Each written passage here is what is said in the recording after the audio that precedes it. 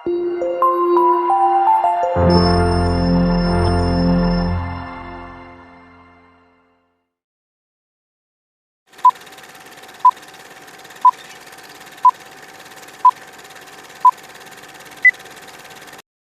warahmatullahi wabarakatuh.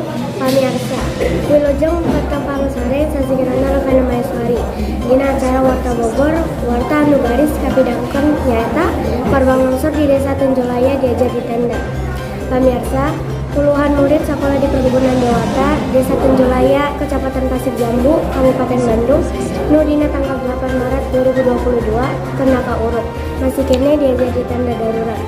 Maranehna teu bisa balik deui ka sakola asal, kusabab sieun longsor deui. Pupuhu pos koordinasi bersama mitigasi. Informasi jeung bantuan musibah Pasir Jambu, Ciwidey, Rancabuli, Asep Taulani tulakeun aya 242 budak sekolah dasar nepi ka sekolah menengah pertama SMP anu jadi korban longsor. 46 urang diantaranya nyaeta murid SDN Dewata anu sakolana dekat jeung tempat longsor. Maranehna ayeuna diajar di tenda darurat. Khusus pikeun kelas genep anu ahad ieu bakal nyangharepan ujian nasional.